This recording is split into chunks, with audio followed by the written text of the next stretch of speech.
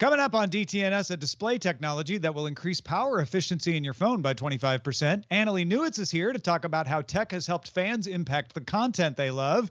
Also, Yik Yak is back. This is the Daily Tech News for Tuesday, August 17th, 2021 in Los Angeles. I'm Tom Merritt. Jeff. And I'm the show's producer, Roger Chang. Joining us, Annalee Newitz, journalist, editor, podcaster, host of Our Opinions Are Correct, and author of Four Lost Cities, A Secret History of the Urban Age. Welcome back, Annalee. Hey, thanks for having me back, guys.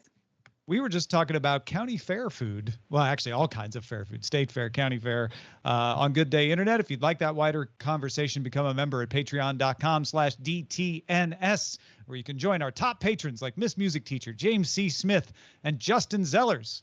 Let's start with a few tech things you should know. Google released the Pixel 5a. It's the bargain version of the already fairly mid-range Pixel 5. The 5a has IP67 water resistance, 4,680 milliamp hour battery, 2.2 megapixel main rear camera. 12.2 megapixel main rear camera with optical image stabilization. Only offers sub-6 gigahertz 5G, so no millimeter wave or C-band support, which rules it out in a few parts of the world. Pixel 5a is available for pre-order in Japan and the US for $449, shipping August 26th. Separately, Google announced that the 5a will be the last Pixel phone it will make to include a charger in the box. CES 2022 will be a hybrid online and in-person event. And the CTA announced Tuesday that if you want to attend CES in person, you'll have to show proof of a COVID-19 vaccination. The CTA will will also follow other protocols as recommended by the US CDC. CES takes place in Las Vegas, January 5th through the 8th. OnlyFans, sure, mostly known for its NSFW content, has released an app called OFTV, OnlyFans TV, which contains no nudity and is therefore available on iOS, Android, Roku, and Amazon Fire. Chief Executive Officer of OnlyFans Tim Stokely told Bloomberg the company is able to be on the App Store since there's no adult content and no monetization in OFTV. The service is free and ad-free. Tinder announced it will bring the ID verification system it offers in Japan to all of its users worldwide in the coming quarters. ID verification will begin as voluntary, and Tinder will work with experts in each country to determine which documents are most appropriate for that country. The magnetic stripe. We salute your slow departure. MasterCard announced that beginning in 2024, it will no longer require that little black stripe on the back of its partner credit cards in Europe. US has until 2027 and the rest of the world until 2029. And all magnetic stripes will be gone from MasterCard debit and credit cards by 2033. Those cards will all either have a chip or contactless tech like NFC by then. All right. I mentioned Yik Yak. Anybody remember Yik Yak? Who was a big Yik Yak fan? Who was on the Yik Yak? Oh, I mean, I think it was a thing to dabble in, but like Camelot, it was a silly place. We didn't know who was on Yik Yak in the early days because it was an anonymous social app that connected you with conversations from other users nearby.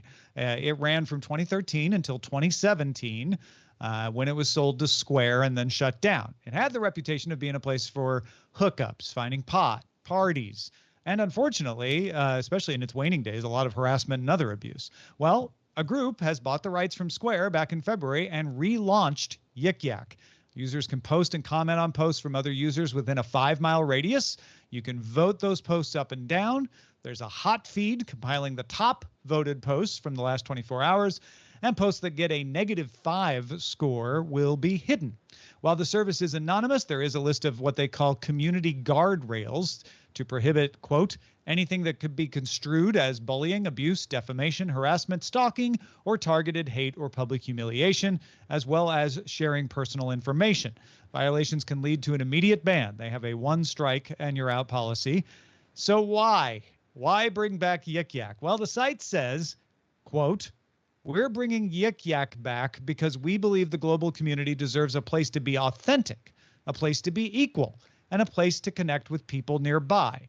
So the idea of the relaunch is apparently to promote conversation without labels, without people knowing who you are, what you're like, what your status is. In fact, the site says the most popular celebrity on earth appears exactly the same as an average person on Yik Yak.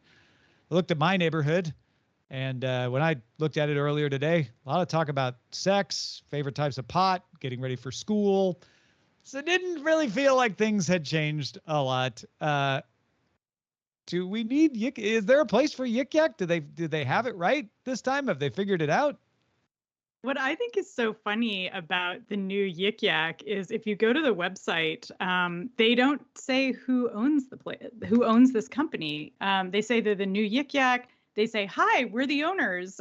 So this anonymity extends to the owners. So it's a little hard to know what they're aiming at without knowing who they are. I looked them up on LinkedIn to see if I could find out anything about where they're located or who these people are. The only information I could get was that the majority of their employees are located in Turkey, which may just mean that they have a developer team in Turkey. It's really hard to say, but they're obviously a global company now. I'm dubious. I'm like, is Yik Yak supposed to be like Telegram but for pot? I don't really know why we needed it, but they're sailing along. I've always had a soft spot in my heart for Yik Yak, mostly because when I initially got onto Twitter, and I forget what the app was initially, but it had exactly this format where it was like you could just swipe to the right and it was now just all the tweets that were around my physical area based on location. And that effectively is what Yik Yak is, although theoretically made to be a little bit more focused on those kinds of conversations. It just so happens that anonymous conversations that happen locally wind up being about things like sex, pot, and where to get the best back to school deals, at least in Tom's regional neighborhood. And I would presume that that's probably similar throughout other places.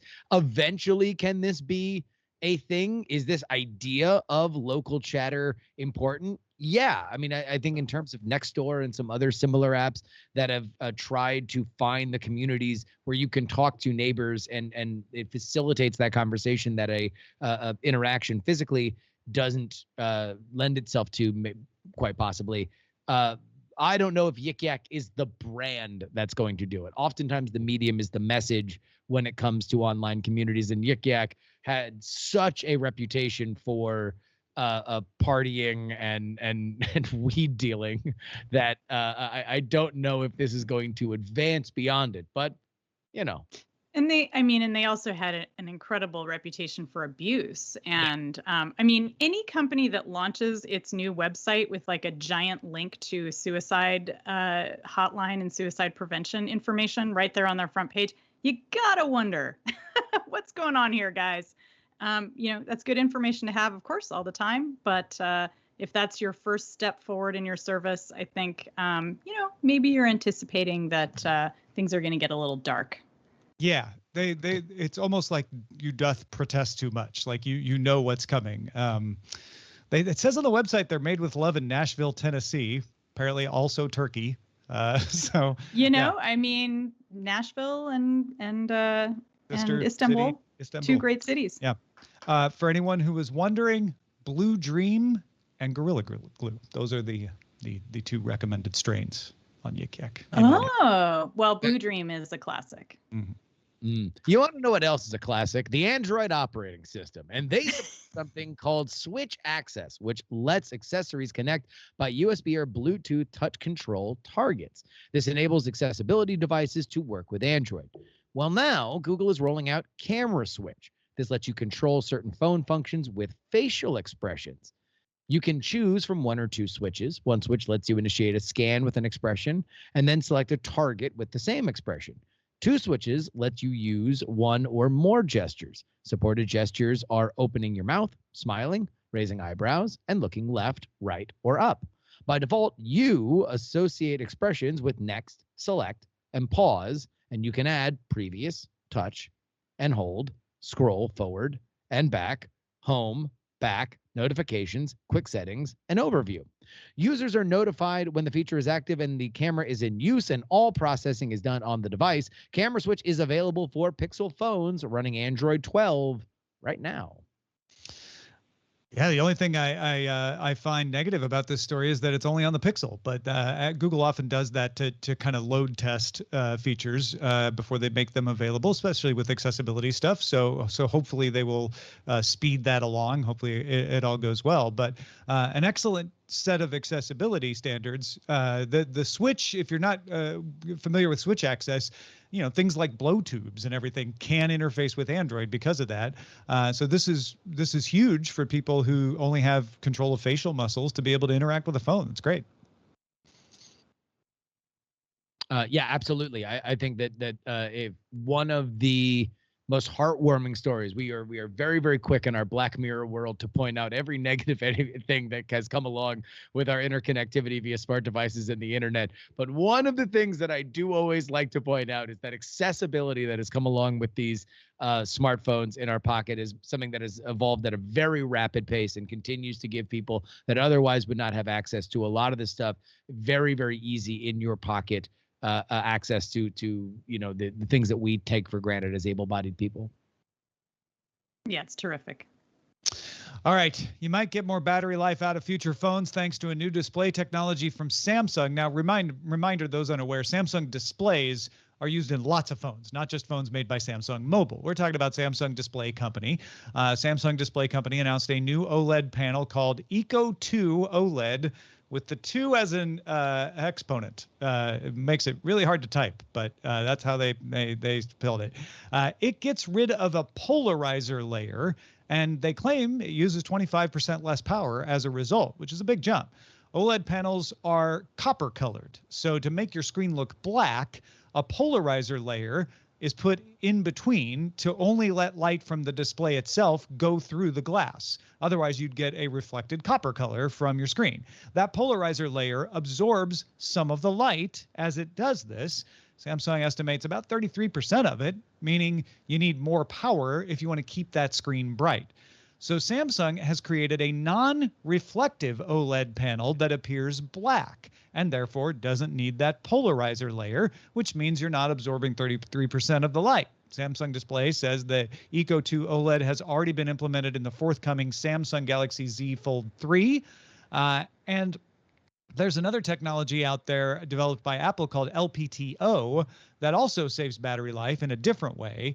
That one lets the device dynamically change the refresh rate so that you're not always sending power through all parts of the screen. That's how the Series 5 Apple Watch can always be on without draining the battery. So between these two technologies, AnandTech notes that coming phones should see a significant jump in power efficiency and a little longer lasting battery as a result. That's exceptional. Anytime, I mean, when you really look at what people in their daily driver use of their phones, yes, there are edge cases in terms of what people want to do in terms of pushing hardware to their absolute maximum. But the two things that an average user thinks about when they get a new phone or are frustrated with their old one is the camera and the battery. That's it. The more that you can build in ways that as our phones get more complex and are doing different things and are more interconnected to the internet and therefore burning that battery at a higher rate, the more you can save on that, I think the better the baseline experience is going to be for not only power consumers, but all consumers.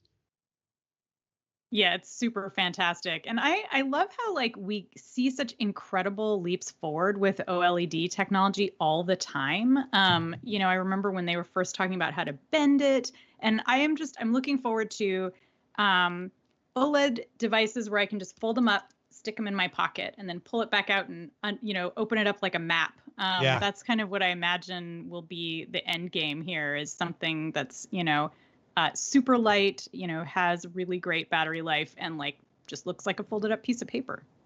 Yeah, I remember the first time I saw an OLED screen at CES years and years ago, and it was tiny. It was 7 inches, and they were bragging about how they'd gotten it to 7 inches, and it was like, man, someday I guess we'll see this in TVs, and of course now we do. This technology in particular, I'm not sure if it benefits TVs a lot. It could make them more power efficient, obviously, but I don't know if it changes your experience of the TV, I guess, but still excellent for any battery powered device that it ends up going into. Yeah. All next week is DTNS Experiment Week. While much of the world is on vacation, we're swapping out our normal Daily Tech News show and trying out some new show ideas hosted by DTNS producers and contributors. So we're going to have a Chris Ashley hosted barbecue tech show. Jen Cutter's got a state of video game show coming. Rob Dunwood's got a real cool second look at tech. Rich Straffolino's Ask a Luddite is coming, and a few others. It all starts next week. So be prepared, not your normal DTNS, starting Monday, August 23rd on all the regular DTNS feeds. Annalee recently wrote a guest essay in the New York Times called From Loki to Brooklyn Nine-Nine, Fans Are Calling the Shots. Annalee, your overall topic was the growth of fan influence on how content is created, going back to the renewal of Star Trek and even beyond for a third season in the 1960s, to studios developing shows like Loki, sort of in response to meme activity. What are some recent examples of this fan influence? Yeah, so as I said in the piece and in the title, if you're enjoying the new season of Brooklyn Nine-Nine, which just started, that was partly a result of a fan campaign to bring the show back for a final season. The idea of a fan campaign influencing TV has been going on for quite a while now.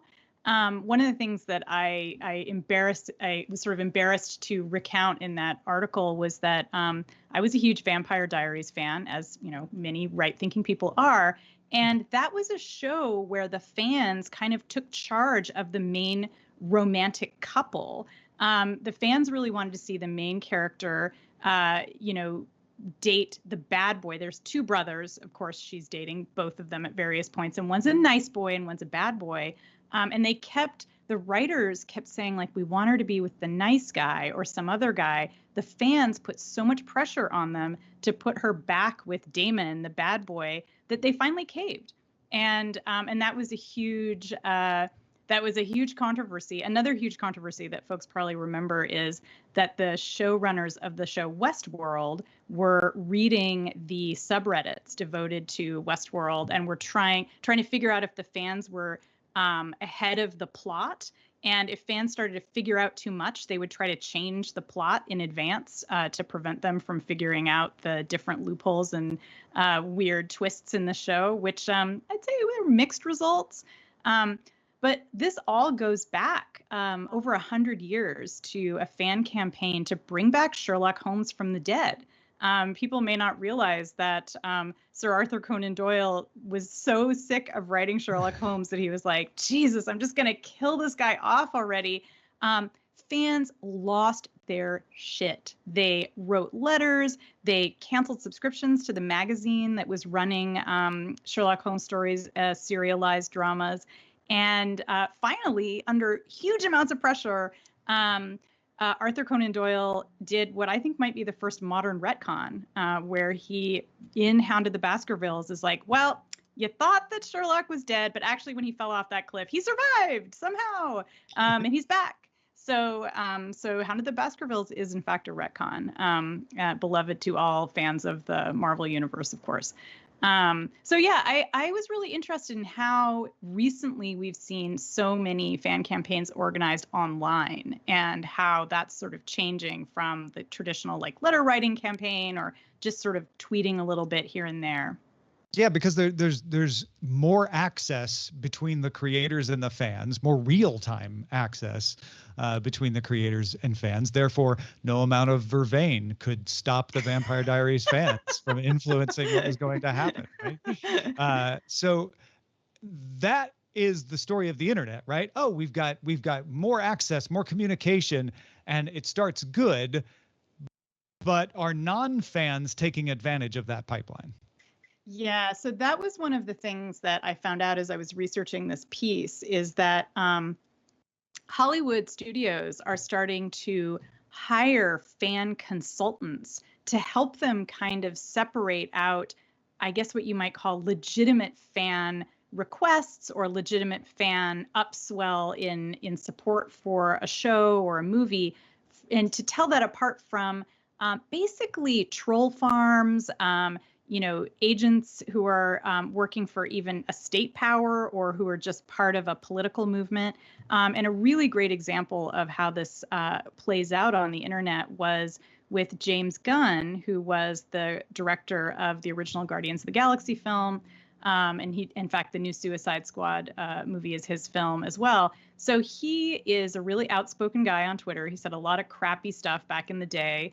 And he kind of apologized for the crappy sexist stuff he said back in the day. But in the present day, at the time that he got caught up in a fan controversy, he was criticizing Donald Trump a lot in great detail and with lots of flowery language, shall we say.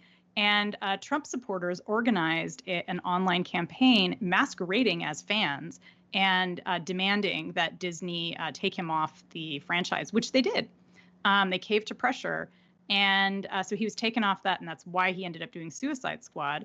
But then a new fan campaign came along and created its own pressure, and now he's back on Guardians of the Galaxy. And this is a perfect example of how it's really hard to tell real fan sentiment from people who were just engaging in kind of political trolling. These were just people who were pissed at James Gunn because they didn't like his political beliefs. So it's become really hard in a lot of instances to tell the difference between what the fans really want and what is propaganda, basically. I think that's a fascinating example too, because the James Gunn thing really can't be separated from what happened with Roseanne only weeks prior, where this was a political back and forth, where Roseanne gets removed from her show for making controversial comments toward the liberal side, and so then a side on the opposite side of the aisle is selected. Old tweets are resurrected, and now all of a sudden Disney feels like they're in a position where they need to equally punish these two people. But really, this had very little. Roseanne's show and Guardians of the Galaxy have very little to do with each other. Not a shared universe, no. No, although that would be an interesting shared universe. Look, the faster we can get John Goodman in the MCU, I am very, very thrilled for. But same. I do think, and same with Laurie Metcalf. I think there's really the internet is in charge of the internet's own story, and it's so fascinating to look at these other industries, seeing it as a mirror for how people, are processing their product, when really it's as much about the back and forth as it is anything else. Yeah, and I think, what I would say is, it's easy to think, okay, fandom is becoming this kind of terrible place where people are just screaming about stuff and they aren't really expressing love for their shows and their books, but I talked to Tracy Dion when I was working on this article. She's a fantastic fantasy writer. Her latest book is called Legendborn, and she came up through fandom. And this book that she just published, it's become a huge bestseller. It already has its own fandom.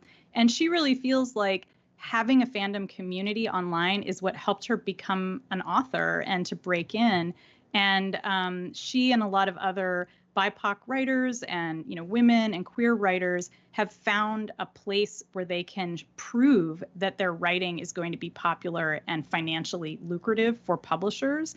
And so it helps groups that have traditionally been kept out of publishing to make a case for their work being brought into kind of the mainstream, where it of course has belonged all along. But publishing is a slow moving beast and doesn't has not yet necessarily gotten out of the 1950s mindset. And so having fandom it's diversifying lots of genre, whether the publishing industry is excited about that or not. It's just happening. Yeah, when I was reading that part of your essay about the influence of fan fiction as part of all this, it really reminded me of, I don't know if anybody's familiar with Wattpad or similar type platforms where people can publish their fan fiction and get a following. And people who do that sort of thing in China are frequently turned into hit television shows in China.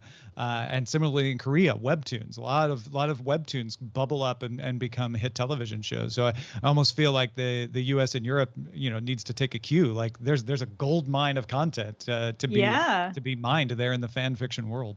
Yeah, here in the States, we have Archive of Our Own. If folks are interested in looking at really quality fan fiction, start there. And in Hollywood, yes, keep an eye out.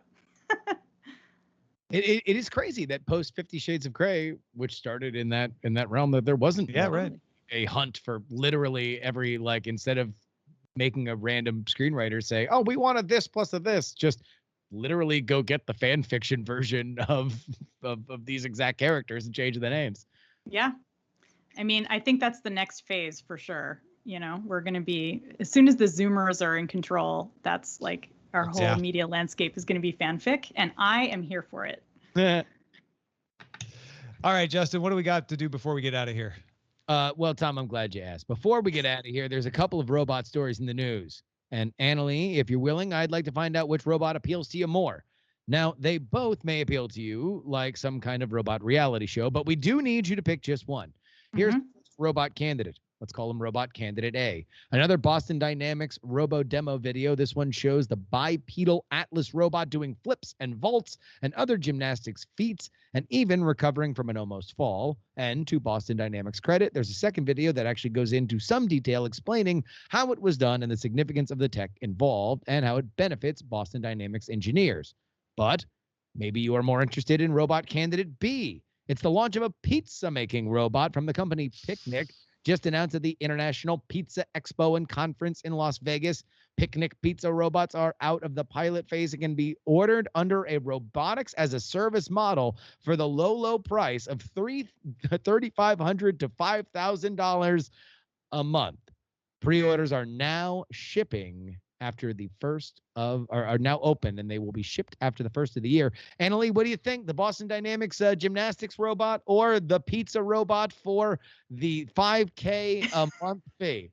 The low price. The robot that pays for itself in pizza. You know, I was initially really tempted by the pizza bot because, of course, everybody loves pizza. But, you know, I looked into it, and it's nothing more than just a standard kind of assembly line machine. You know, it isn't really a robot. Like, if it had been like an actual humanoid, like cutting up all of the sausage and tossing it on and like throwing the dough in the air, then, you know, call me when that's happening. But if it's just like a giant box that like squirts a bunch of tomato onto a pre-made piece of dough, I don't know. I'm going to have to go with the Boston Dynamics robots. I fear them. I love watching them. I liked to see them jumping up on top of boxes. You know, that's always exciting. And, you know, if we're lucky, they'll be making pizza in the next video from Boston Dynamics. So, you know, it could happen. I agree. I'm for the Boston Dynamics robot because eventually they're going to gain sentience and just scan the entire internet. And I want you guys to know.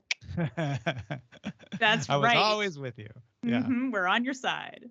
Yeah, and folks, if you've only seen the parkour tricks, which are very impressive, definitely watch the behind the scenes video because it's the most transparent that Boston Dynamics has ever been. You see them falling over and getting broken and getting fixed. And they show some really interesting ways they go about making this in that video. So, well, Boston Dynamics gets the rose. All right, let's check out the mailbag. Nick just wrote in quickly because we were talking about the company making ice cream out of whey protein secreted by a fungus. So no animals involved ice cream. Nick says, can we please have more stories on food made without having to kill or exploit animals? I look forward to not having to kill a cow for my steak. Nick, I can't make them happen, but yes, we will keep an eye out for these kinds of stories if you're into it for sure, because they're coming fast and furious. Yeah, I will say one of our favorite vegan ice creams that we found in the Bay was this brand called Brave Robot, which that's the one we were talking about yesterday. That it? Oh, perfect then. Yeah, Brave Robot, amazing. Go get it. So good. Yeah, keep those I love emails to milk fungus. That's like my favorite. Yeah. I plan to retire and become a fungus milker. That's, you know, after I'm done as a tech podcaster. Feedback at dailytechnewsshow.com. Keep those emails coming. Special thanks to EO, one of our top lifetime supporters for DTNS. Been with us, may not hear that name a lot, but been with us for a long time, helping us out at a top level. Thanks to all the years of support to EO. And remember, if you are a new boss, we haven't had a new boss in a while. If you're out there listening to the free feed and you're like, you know, maybe I wouldn't like the ads. Maybe I'd like to hear my name at the end of the show. You can get it like that. Just become a new boss. Patreon.com/DTNS. Thank you, Annalee Newitz. As always, let folks know what you've got going on because you always have some great stuff. Sure. You can always listen to my podcast. It's called Our Opinions Are Correct. You can get it where any fine podcast is found. And we have a new episode that just came out about how to do research for your writing if you're interested in writing some science fiction. We're always on that. Yeah, you can always find my latest articles on the New York Times or on my website, which is AnnaleeNewitz.com. Excellent. Thank you so much, Annalee. It's always great having you. Yeah, great to be here. Justin Robert Young, do you have any intelligent and fine-smelling guests coming up on Politics? Funny you should mention that, Tom Merritt. We have a guest called Tom Merritt on the show tomorrow. He will be talking about all of the technology spending that is in the bipartisan infrastructure bill, which, although it is currently in a logjam between two sides of the Democratic Party in the House right now, we expect will eventually be passed. What is in there, and not only what is being spent, but also the cryptocurrency tax revenue that will possibly pay for it. All explained on the Politics podcast featuring ya boy, Tom Merritt, out tomorrow. That was a blast. Go check it out, folks. Don't forget, we are live Monday through Friday, 4:30 p.m. Eastern, 2030 UTC. Find out more at dailytechnewsshow.com/live. Back tomorrow with Scott Johnson. Talk to you then.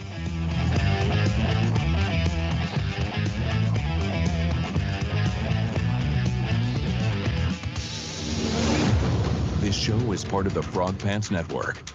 Get more at frogpants.com. Diamond Club hopes you have enjoyed this program.